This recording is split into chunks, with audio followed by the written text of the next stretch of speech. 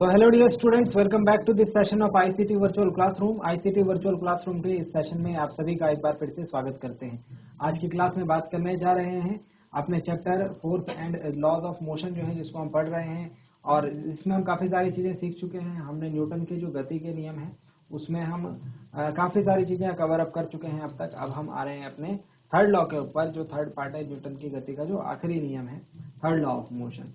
तो अपना पूरा ध्यान सामने स्क्रीन पर बनाकर रखेंगे। इंपॉर्टेंट टॉपिक है, अक्सर पूछा जाता है एग्जाम में और काफी ज्यादा इंटरेस्टिंग भी है। तो अपना पूरा ध्यान बनाकर रखेंगे। न्यूटन के थर्ड लॉ की हेडिंग डालेंगे। आज हम पढ़ रहे हैं Newton third law of motion. Heading put up करेंगे Newton third law of motion. चलिए जल्दी से पुटअप करें heading Newton third law of motion.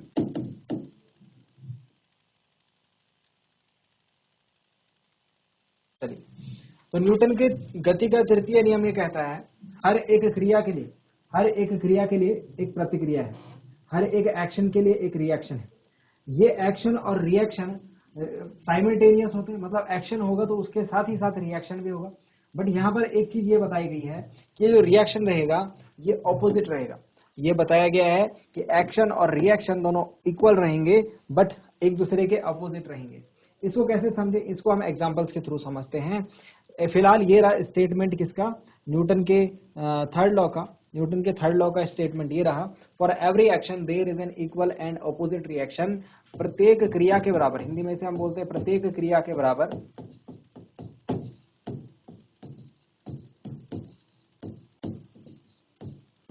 परंतु, प्रत्येक क्रिया के बराबर परंतु विपरीत दिशा में, परंतु विपरीत दिशा में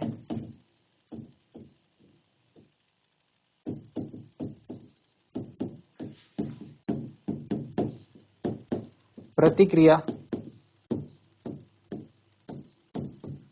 होती है। प्रत्येक क्रिया के बराबर परंतु विपरीत दिशा में प्रतिक्रिया होती है।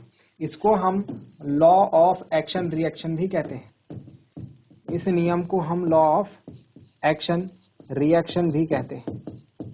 हिंदी में इसे कहते हैं क्रिया प्रतिक्रिया का नियम, क्रिया प्रतिक्रिया का नियम। तो जल्दी से लिखेंगे अपनी कॉपी में सबसे पहले स्टेटमेंट, न्यूटन के गति के तृतीय नियम के अनुसार, न्यूटन के गति के तृतीय नियम के अनुसार प्रत्येक क्रिया के बराबर परंतु विपरीत दिशा में प्रतिक्रिया होती है। For every action there is an equal and opposite reaction. इसे हम लॉ ऑफ एक्शन रिएक्शन भी कहते हैं, यानी इसे क्रिया प्रतिक्रिया का नियम भी कहते हैं। इतनी चीज को जल्दी से लिखें, फिर हेडिंग डालें एग्जांपल्स की। तो आई होप ये स्टेटमेंट आपने लिख लिया होगा और समझ गए होंगे इस स्टेटमेंट को। अब चलते हैं एक एग्जाम्पल के ऊपर। देखिए, according to Newton, whenever objects A and B interact with each other, they exert forces upon each other. When you sit on your chair, your body exerts a downward force and the chair exerts an upward force on your body. कहने का मतलब है, Newton ये कह रहे हैं कि जब भी कोई ऑब्जेक्ट A किसी ऑब्जेक्ट B पर फोर्स लगाएगा तो ऑब्जेक्ट B भी ऑब्जेक्ट A पर फोर्स लगाएगा। सीधी सी बात है। जो एक्शन और रिएक्शन की बात कर रहे हैं न्यूटन अपने थर्ड लॉ में, वो यही है कि ऑब्जेक्ट ए अगर एक्शन करेगा बी पर तो बी का रिएक्शन भी ऑब्जेक्ट ए पर होगा। ठीक है। Whenever object A and B interact with each other, they exert forces upon each other. दोनों एक दूसरे पर क्या करते हैं, फोर्स लगाते हैं। When you sit on chair, your body exerts a downward force on the chair and the chair exerts an upward force on your body. देखो, ये आप जो है जब चेयर पर बैठते हैं तो आपकी बॉडी क्या करती है, आपकी बॉडी क्या करती है, इस चेयर पर एक डाउनवर्ड फोर्स लगाती है। इस चेयर पर क्या करती है, एक डाउनवर्ड फोर्स लगाती है। इस चेयर पर क्या करती है, एक डाउनवर्ड फोर्स लगाती है। जब आप चेयर पर बैठते हैं तो आप चेयर को नीचे की तरफ दबाते हैं, है ना।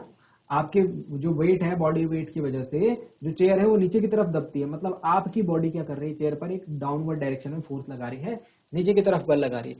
तो न्यूटन के नियम के हिसाब से जब आप चेयर पर बल लगाएंगे तो कुर्सी भी आप पर बल लगाएगी, लेकिन विपरीत दिशा में। तो कुर्सी भी क्या करती है, आप पर फोर्स लगाएगी लेकिन ऊपर की तरफ। तो आपने कुर्सी को नीचे को दबाया, आप कुर्सी पर बैठे हैं तो नीचे की तरफ फोर्स लग रहा है, तो कुर्सी भी क्या कर रही है, आप पर ऊपर की तरफ फोर्स लगा रही है। This is law of action reaction. बात को समझ रहे हैं। जब आप कुर्सी पर बैठते हैं तो आप कुर्सी पर नीचे की तरफ फोर्स लगा रहे हैं, लेकिन कुर्सी भी क्या कर रही है, आप पर ऊपर की तरफ फोर्स लगा रही है, यानी ऑपोजिट डायरेक्शन में।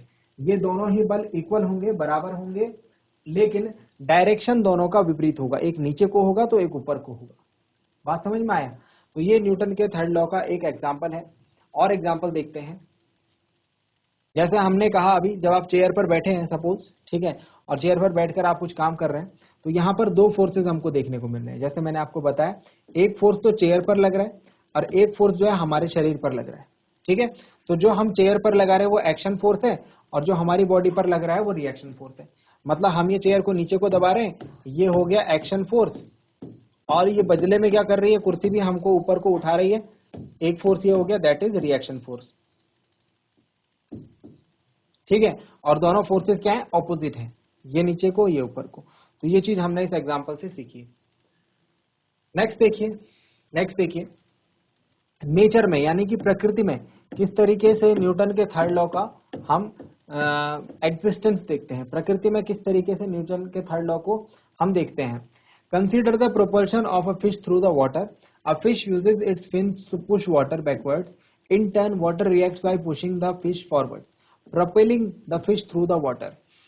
कहने का मतलब है, एक मछली जब पानी के अंदर चलती है, एक मछली जब पानी के अंदर चलती है, तो वो किस तरीके से अपना मोशन कर पाती है, किस तरीके से प्रोपेल मतलब आगे की दिशा में खुद को बढ़ा पाती है। इसको समझाने के लिए हम न्यूटन के थर्ड लॉ का सहारा देंगे। फिश क्या करती है, उसके फिन मतलब जो उसके पंख होते हैं, ठीक है, पंख बोलेंगे उन्हें, मतलब जो फिन होते हैं, जो उसके पास पंख जैसे जो स्ट्रक्चर होते हैं उसके बॉडी में, तो उसको क्या करता है, फिन से क्या करता है, वो पानी को पीछे को धकेलता है। फिन से क्या करती है मछली, पानी को पीछे को धकेलती है।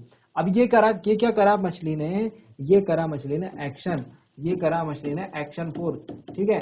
अब मछली ने क्या कर दिया, पानी पर ऐसे पीछे की तरफ फोर्स लगा दिया, ठीक है। अब न्यूटन का थर्ड लॉ क्या कहता है, जब भी आप कोई फोर्स लगाएंगे बदले में एक फोर्स आप पर भी लगेगा। तो मछली ने पानी को पीछे को धकेला, तो बदले में पानी क्या करेगा, मछली को आगे को धकेलेगा।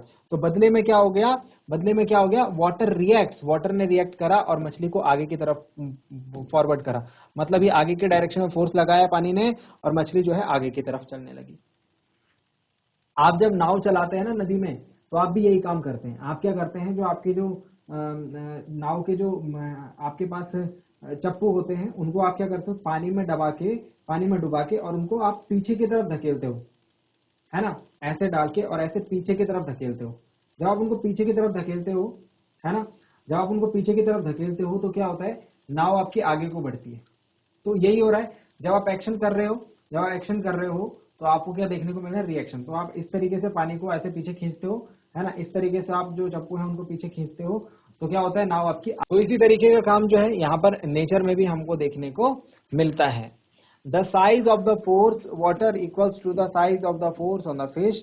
The direction of the force on the water is opposite to the direction of the force on the fish. ये यही बात बता रहे हैं कि मछली पीछे को धकेल रही है पानी को, बदले में पानी मछली को आगे को धकेल रहा है, ठीक है। मछली पानी को पीछे को धकेल रही है, बदले में पानी मछली को आगे को धकेल रहा है। चलिए अब नेक्स्ट एग्जांपल के ऊपर चलते हैं। आप समझते जाइए इन बातों को, ठीक है। न्यूटन के थर्ड लॉ को आपको समझना है, बस समझते समझते जितने एग्जांपल्स आप समझेंगे उतना न्यूटन थर्ड लॉ आपको और डिटेल में अच्छे से एक्सप्लेन होता जाएगा।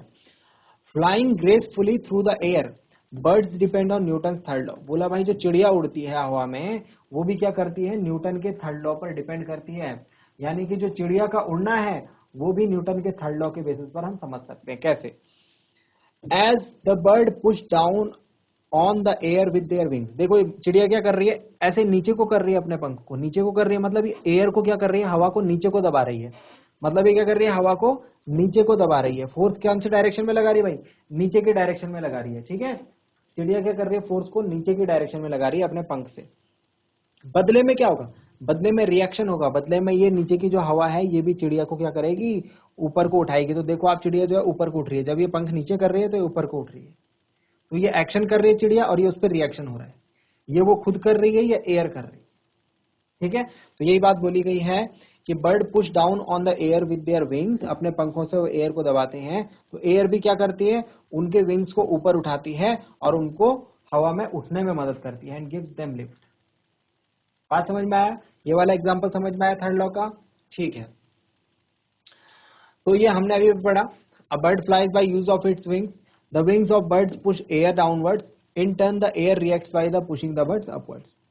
यहाँ पर भी डिपेंड करेगा कि चिड़िया छोटी है तो उस पर छोटा फोर्स लगेगा, छोटे फोर्स में उड़ जाएगी। अगर बड़ी चिड़िया है तो बड़ा फोर्स लगेगा, जाहिर सी बात है।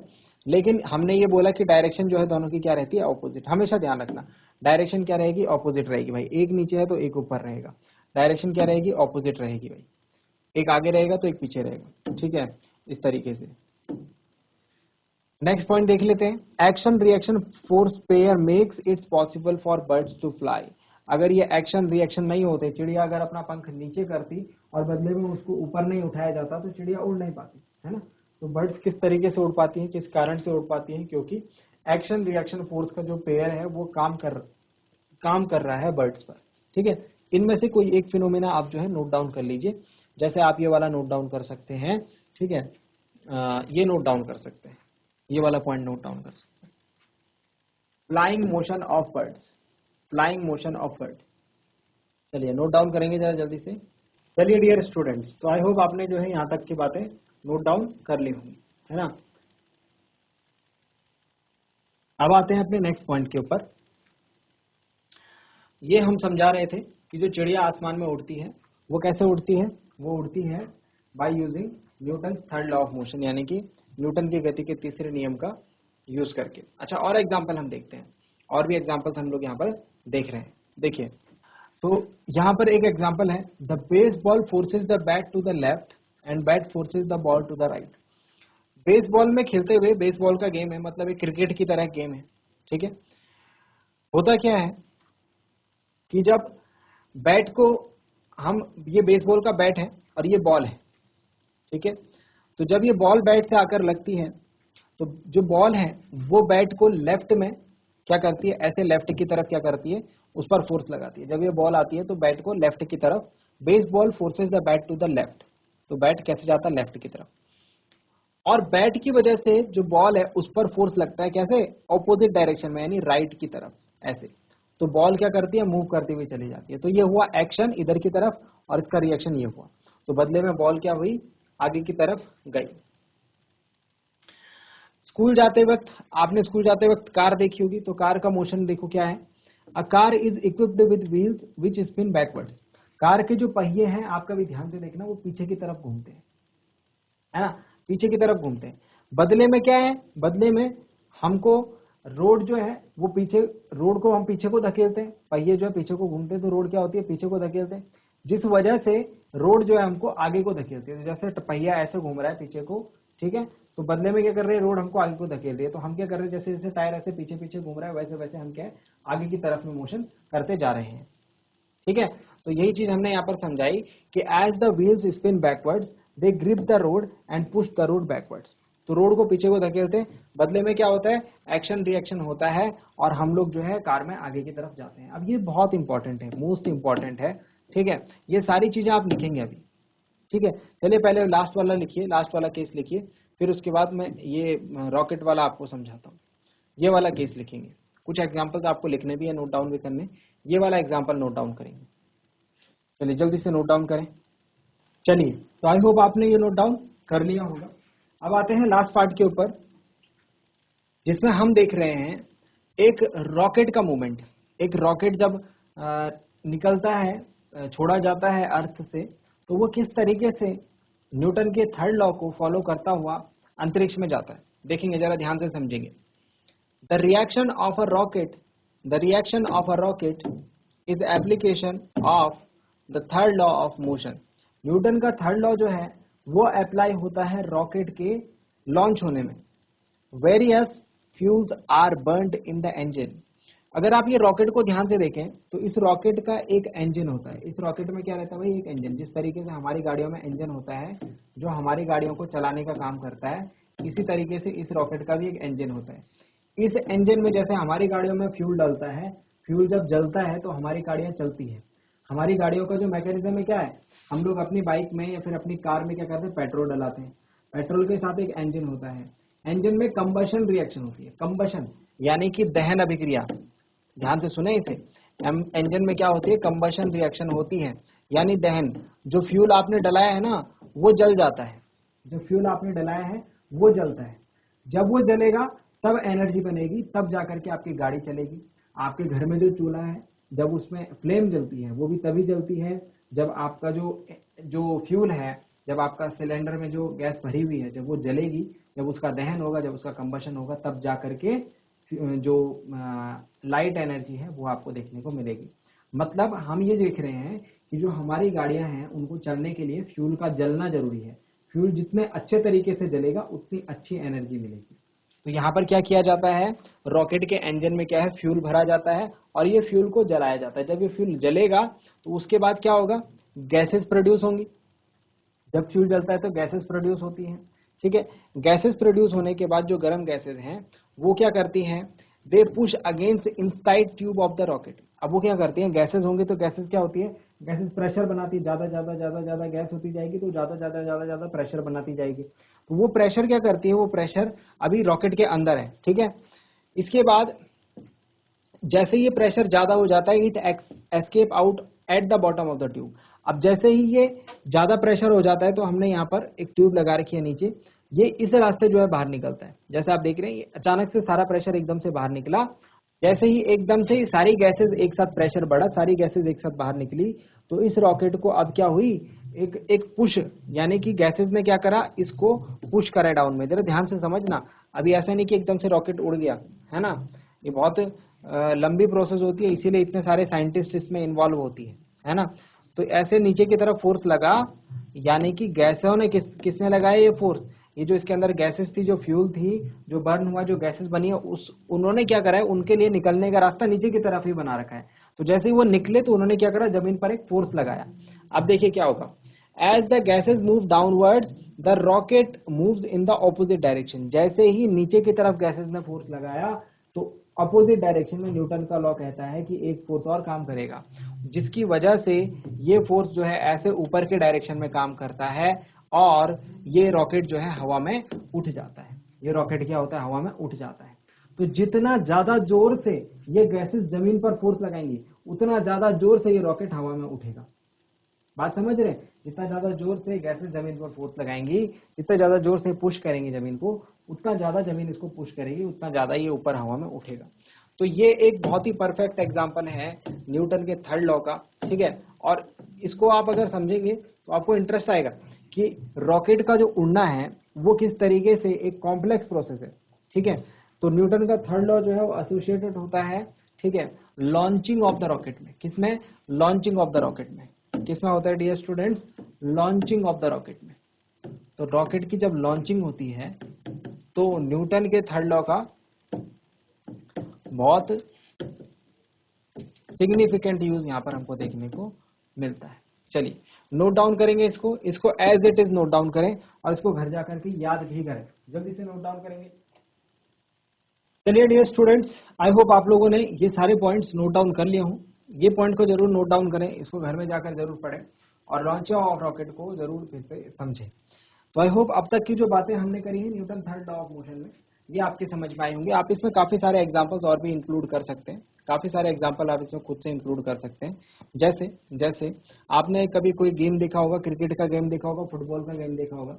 जब दो खिलाड़ी क्या होते हैं, दौड़ करके एक दूसरे से टकरा जाते हैं। जब दो खिलाड़ी दौड़ते हैं और एक दूसरे से उनकी टक्कर हो जाती है तो उस केस में क्या होता है, दोनों एक दूसरे पर फोर्स लगाते हैं। उस केस में क्या होता है, दोनों एक दूसरे पर क्या करते हैं, फोर्स लगाते हैं, ये इस पर और ये इस पर।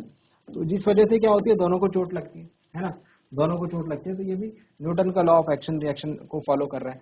हम लोग चलते हैं, हम वॉक करते हैं, हम वॉक क्यों कर पाते हैं, क्योंकि हमारे पैरों से जमीन को हम पुश करते हैं, जिसके बदले में जमीन भी हमको क्या करती है, आगे के डायरेक्शन में पुश करती है। अगर हम अपने पैरों से जमीन को पीछे के डायरेक्शन में पुश करेंगे तो जमीन भी क्या करेगी, लैंड भी क्या करेगी, हमको आगे के डायरेक्शन में पुश करेगी, यानी कि वो भी लॉ ऑफ एक्शन रिएक्शन है। इसके साथ ही काफी सारे जो हमारे डेली लाइफ फिनोमेना हैं, ये क्या है, लॉ ऑफ एक्शन रिएक्शन पर बेस्ड है, ठीक है। तो आई होप कि लॉ ऑफ एक्शन रिएक्शन जो हमने आज सीखा है वो आपकी समझ में आया होगा, ठीक है। और इसमें हमने जो जो चीजें समझी वो आपने नोट डाउन करी होंगी, तो इनको नोट डाउन जरूर करना है, ठीक है। इनको घर में जाकर के एक बार पढ़ना है। न्यूटन थर्ड लॉ नेचर में किस तरीके से काम करता है, थर्ड लॉ को मैंने जो एक्सप्लेन करा था आपको, जो स्टेटमेंट लिखवाया था वो स्टेटमेंट हो गया, और इसके पीछे हमने जो जो बातें पढ़ी है वो सारी भी आपको ध्यान में रखनी है। न्यूटन का थर्ड लॉ जब क्लियर हो जाता है तो इसके बाद हम कुछ क्वेश्चंस देखेंगे, कुछ न्यूमेरिकल्स देखेंगे इसके ऊपर नेक्स्ट क्लास में, ठीक है, वो हम नेक्स्ट क्लास में करेंगे। और इसके अलावा हम एक बहुत ही इंपॉर्टेंट टॉपिक के ऊपर बात करेंगे, वो है conservation of momentum. Conservation of momentum का एक प्रिंसिपल है जिसको हम कहते हैं principle of conservation of momentum, यानी कि संवेग के संरक्षण का सिद्धांत, principle of conservation of momentum. तो ये भी बहुत इंपॉर्टेंट पार्ट है इस चैप्टर का, इसे भी बिल्कुल ध्यान से समझेंगे। अगर आज आप क्लास में हैं तो नेक्स्ट क्लास में भी आप रहें, ताकि हम principle of conservation of momentum को समझ पाएं। यहाँ से जो है न्यूमेरिकल्स एग्जाम में जो है पूछे जाते हैं। तो आज के लिए इतना ही, इस क्लास में इतना ही, ठीक है। जो जो चीज़ें हमने पढ़ी वो आई होप समझ में आई होंगी आपके, और उसे आप घर से एक बार याद करके जरूर लाएंगे। अगली क्लास में मिलते हैं ऐसे ही किसी इंपॉर्टेंट और इंटरेस्टिंग टॉपिक के साथ। क्लास से जुड़े रहने के लिए आप सभी का बहुत बहुत धन्यवाद। Thank you very much and have a nice day.